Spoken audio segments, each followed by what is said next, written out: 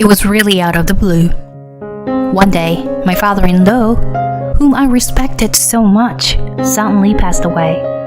I really respected my father-in-law both at home and at work. I hope he will continue to be well. He's like the father to me. That's what I thought. But I never thought that I would have to say goodbye so soon. Simon. In the midst of my unceasing grief, I went to the funeral. But there was no seat for me. What? What does this mean? Aren't I supposed to sit with this family? My mother-in-law slowly approaches me. She grimaces and says, "Can a middle school graduate stay away from us? You should there by yourself." At that moment, my eyes widened. That's terrible. She'd go this far just because she doesn't like me. How much more do you have to harass me? But soon after that, things took a drastic turn when someone made a shocking statement. My name is May. I am 30 years old. I am an ordinary employee of a company. I started working for this company 2 years ago. It was the beginning of my marriage to my husband, Pete. We started dating 3 years ago and got married 2 years ago. Until then, I had been working for another company, but when we got married, I decided to move to a new place and quit my job. However, I would like to work until we have a child. As I was thinking this, my father-in-law, who is the president of the company, made me an offer like this. May, would you like to work for my company? What? In your company? Would love to have a diligent person like you. Wait a minute. If I join your company, it'll just cause trouble. Pete tells me you are a good girl who works hard. I trust you. That's why I'm recruiting you. But the truth is, there was one reason I hesitated to accept my father-in-law's offer. It is that I am not well educated. In a world where college graduates are the norm, I'm a junior high school graduate. It all started when my father passed away in the summer of my third year of junior high school. My mother, who had been a stay-at-home housewife until then, started work. But I guess she must have been reckless. She became physically unable to work full-time. Of course, I had a choice to go to high school with a scholarship. However, even if I had not taken a financial burden, my mother would still have to work to make ends meet. I do not want my mother to be overworked anymore. I just wanted her to rest her body. So I decided to work instead of going to high school. I talked with my homeroom teacher, who helped me to find a job. As a result, I got a job at a local factory after graduating from junior high school. There, I was hired as a clerk, and although it was not much, I was able to earn a certain amount of money every month. Money was needed endlessly to pay for my mother's hospital visits and living expenses. Although my salary was not enough to live a good life, I was still very happy to be able to live with my mother. Later, I met my husband Pete, and we started dating. My mother was hospitalized at that time, but when I told her that I was going to marry Pete, she was happy and cried. I am happy for you. I've been feeling sorry for depending on you for a long time. Stop it, Mom. You didn't do anything wrong. I'm so sorry that I've been sick, that I've taken away your precious time. I'm so sorry. Be happy with Pete. Mom. Yes, thank you. Happy. My husband also promised my mother that he would make me happy. Perhaps relieved by this, my mother passed away just 1 month after Pete and I got married. I was saddened by the loss of both my parents. Since I had just got married, I spent my days at home alone without a job. I think my father-in-law was concerned about my situation. When I happened to visit my in-laws, he offered me a job at his company. Since my husband originally went to a design school, he's working for a design production company instead of working for my father-in-law's company. I wondered if it was okay for me, a junior high school graduate, to work for my father-in-law's company. My mother-in-law, who was there, talked to me while I was puzzled by my father-in-law's invitation. May, it's okay. You don't have to take it seriously. You've only graduated from junior high school. It's a big commitment to go to work for a company. No, it's... Even Pete, my son, doesn't work for my company. And just recently became like a stranger to us. It's crazy for you to work for our company. Oh, of course. I'm sorry. I hope you understand. I'll tolerate it because Pete chose you. But please, don't embarrass our family. I didn't expect to hear such a thing after only a month of marriage. But it was my husband who supported me. Pete tapped the desk and stared at my mother-in-law and obviously changed his tone of voice. Hey, Mom. What are you talking about to May? May is a hard-working and responsible girl. What's wrong, Pete? I'm doing what's best for you and your father's company. Dad will decide what happens with his company. I decide what's mine. It's not your call to make. It's May's decision whether or not she wants to work for Dad's company. Hey, why are you so mad? You don't have to get so mad. Just don't say anything more to May. I'm sure May will adjust quickly at his company. My mother-in-law looks uninterested in my husband's words. I was sorry for making the atmosphere heavy, but I was honestly glad that someone expects something from me like this. After thinking about it for a while, I decided to work for my father-in-law's company. I started out doing manual tasks, but I guess the work suited me well. And gradually I was given all kinds of jobs. The employees were really nice and did not look down on me just because I was a junior high school graduate. My father-in-law also gave me equal opportunities to work as well as other employees. Thanks to him, I was able to grow and develop. 3 years later, I turned 33. Recently, I have been entrusted with a fairly large job, and while I felt a sense of responsibility, I also felt a great sense of fulfillment. Then one day, on a day off from work, my father-in-law called me to the office. When I went to the president's office, my father-in-law and some elderly men I did not know were gathered there. Sir, Mr. President, what did you call me here today? I asked my father-in-law fearfully. He smiled gently and started talking to everyone. She's my daughter-in-law, and now the mainstay of our company. If anything happens to me in the future, I will leave it to her. Sir, what are you talking about? As you can see, she's still a novice. I'd like to ask for your kind guidance. I look forward to your continued support to our company. Sir? I could only listen, but understanding why the men around me were applauding so warmly. I was told later that all the men were major shareholders of my father-in-law's company. My father-in-law introduced me to all of them, thinking that he could trust me with everything in case something happens to him. Father, are you sure it's me and not Pete?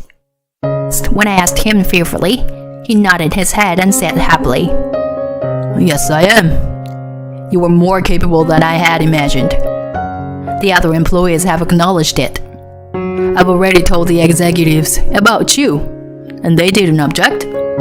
That's because that's what you ordered everyone to do, regardless of my abilities. You need to have a little more confidence in yourself. You are indispensable to this company now. This is what we all agreed on. Dad, thank you. I'm so happy. I had never experienced such recognition from others, and I was so happy that I burst into tears. Receiving such praise from my father-in-law naturally boosted my confidence. When I reported this to my husband, he was so happy as I was. He even thanked me for supporting my father. But a year later, my father-in-law began to complain regularly of back pain. He went to the hospital for a checkup and was found to have cancer. He must have been quite shocked, since he had never had any serious illness and had been in perfect health. After the discovery of the cancer, my father-in-law lost weight rapidly. In no time at all, he was hospitalized, and he could no longer show up at the office. Still, I went to the hospital every day and learned a lot from him about his work. Dad, I found these documents in the president's office. Oh, that. You can ask Mr. Davis, the managing director, for a better understanding. Thank you. And anything else you need to do is in a stack behind my desk. Read through them. And the ones in my desk drawer. All right. I'll look over everything. Thank you, May. The rest is yours. I've already told my shareholders about my illness, so don't worry. My father-in-law made a lot of preparations so that I would not be in trouble later. Even though his body is in trouble, he has already made arrangements so that the executives can instruct me later. Thanks to him, I was able to acquire knowledge smoothly and contribute to the company more than ever. Also, no matter how busy I was with my work, I was always there to visit my father-in-law every day. On the other hand, my mother-in-law did not show up at the hospital at all. When my husband visited at the hospital, he never saw her. I asked my husband to contact her once, but she insisted that she was busy. What in the world could she be so busy for when she is not working? But rather, she is spending my father-in-law's money for shopping as much as she likes. She has been able to make a living thanks to my father-in-law. And yet, she doesn't even go to visit him, even under such circumstances. As for me, I couldn't believe it. I was getting angry at my mother-in-law, but my position did not allow me to interfere. In the end, my mother-in-law visited my father-in-law only once. A month later, my father-in-law passed away, unexpectedly. I really respected my father-in-law, both at home and at work. If only he continued to be well. He was like a father to me. I had thought so, but I did not expect to say goodbye so soon. I decided to take the lead in the company's work, since the company was going to take care of all the funeral reservations. On the day of my father-in-law's funeral, Dad! I went to the funeral in a state of unceasing grief. But there was no seat for me. What? What does this mean? Aren't I supposed to sit with the family? People from my company are there too. But where am I supposed to sit? My mother-in-law slowly approaches me in my confusion. She grins at me and says, May, you're finally here. I'm sorry, but Simon's family is just me and Pete. What? What do you mean? I mean exactly what I mean. You're just an outsider, right? His family is just me and Pete. My mother-in-law said something that made my husband angry. Mom! But my mother-in-law does not change her expression at all. I was at a loss for words, and she said to me mercilessly, Can a middle school graduate like you stay away from my family? You sit there by yourself. At that moment, my eyes widened. That's terrible. It's my father-in-law's funeral, and this happens. There are a lot of people around here who know him, but she went to such lengths just because she doesn't like me. How much more do you have to harass me? I'm so frustrated. At being treated badly by her, the tears are welling up in my eyes. My husband has tried to warn my mother-in-law many times, but she never seemed to listen to him. I don't want to stay here any longer. I try my best to hold back my tears and leave the venue. At that moment, several familiar figures appeared in front of me. They were the major shareholders whom my father-in-law had introduced to me. One of them starts talking to me. I'm sorry for your loss. We were surprised by the sadness of this. I'm sorry you had to come here in your busy schedule. I'm sure he must have been very happy to have a daughter like you. What? The company is in good hands with you. I look forward to working with you for many years to come. Thank you very much. Likewise. Tears streamed down my cheeks as I realized how much my father-in-law had built up. At the same time, I see my mother-in-law with a frown on her face at the edge of my vision. What does that mean? The company is in good hand with you? One of the major shareholders talked to my mother-in-law, who was muttering in a trembling voice. You're the president's wife, aren't you? You didn't know that. May is the successor. What the hell are you talking about? How can my husband give the company to her? Of course the employees and we agreed to it. No way. You're kidding? Why would you do that for this little... My mother-in-law covers her mouth with her hands when she realized how she was talking. Seeing her like that, the shareholders seemed to have guessed something. They looked at my mother-in-law coldly and said in a casual tone, I understand now why the president entrusted May with the company. It's because you're like that. What do you mean? I've been supporting my husband. Supported him? The boss told me that it was May who came to visit him every day, not you. That means May was recognized by the boss himself as a member of his family and the company. Isn't that right? My mother-in-law chalked up at the shareholders' comments. She must have been humiliated because her face turned red and she finally left the venue.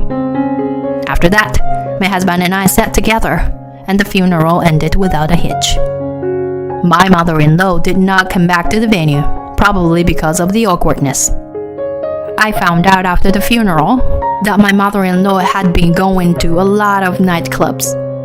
She withdrew money from my father-in-law's account without his permission. And when my father-in-law found out about it, he did not attack my mother-in-law directly, but just continued to collect evidence.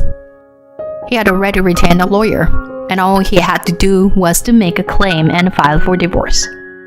Naturally, my father-in-law did not neglect the procedure to exclude my mother-in-law from his inheritance.